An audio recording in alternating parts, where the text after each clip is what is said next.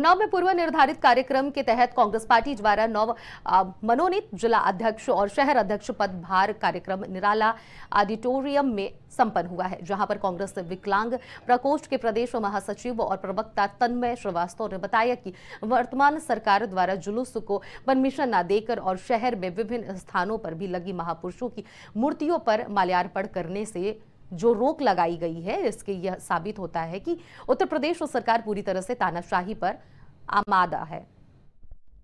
उनके हर अधिकारों की लड़ाई लड़ने के लिए और इस जो भ्रष्टाचारी सरकार, जो जन विरोधी सरकार है, इसका मैं डट कर मुकाबला।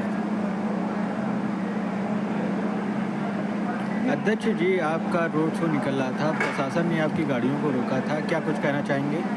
बिल्कुल कहना चाहेंगे, हमारे लोगों को उनके उत्साह को तोड़ने का कुछ प्रयास किया गया है और ये सीधे सीधे संविधान और लोकतंत्र का हनन है।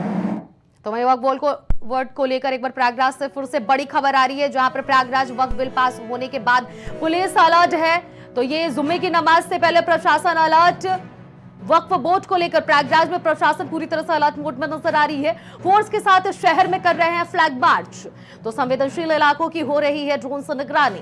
तो प्रयागराज में संवेदनशील इलाकों की ड्रोन से निगरानी हो रही है। पुलिस प्रशासन अलर्ट है। सोशल मीडिया पर रखी जा रही है कड़ी निगाहें। मस्जिदों के आसपास भी पुलिस बल तैनात। तो प्रयागराज वक्फ बिल पास होने के बाद से पुलिस अलर्ट। प्रयागराज में पुलिस व्यवस्था जो है चाक चौबंद कर दी गई है। जुम्मे की नमाज से पहले प्रशासन हुआ है ये अलर्ट। आज जुम्मे का दिन है, ऐसे में जुम्मे की नमाज लोग अदा करने जाएंगे। ऐसे में आशंका जताई जा रही है कि दंगे होने की भी उम्मीद जताई जा रही है। ऐसे में संवेदनशीलता को देखते हुए पुलिस व्यवस्था चाक चौबंद कर दी गई है उत्तर प्रदेश सरकार ने। ऐसे में प्रयागराज में पुलिस व्यवस्था पूरी तरह से तैनात है।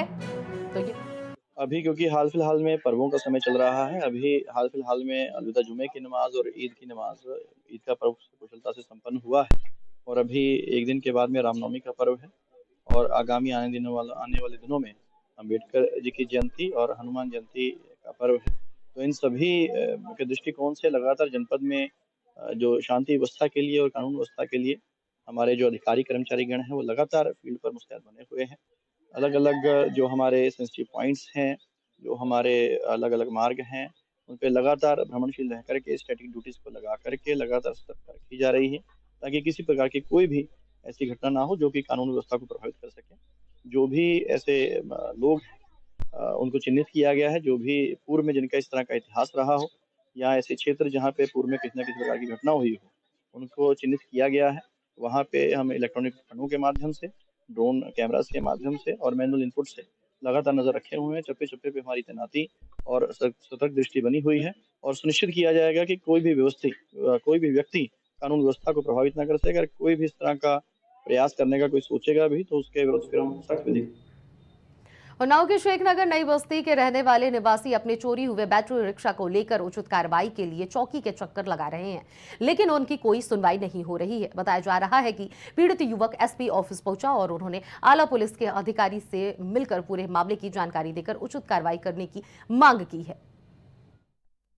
हमारा बैटरी रिक्शा ई रिक्शा 1 तारीख की रात में 3 बजे गायब हुआ और वही हमारे घर के सामने गेट के पास रिक्शा बैटरी चार्जिंग के लिए लगता था, जो कि 3 साल से वहीं पे लगता है। और रिक्शा 2-2:30 बजे करीब हम उठे तब रिक्शा चार्जिंग पे लगा हुआ था और जब सुबह उठे तब देखा रिक्शा गायब है और हमारे गेट से करीब 50 कदम दूर पे एक अज्ञात बाइक खड़ी मिली और रिक्शा गायब है। आपने पुलिस में प्रार्थना पत्र दिया, कोई सुनवाई हुई?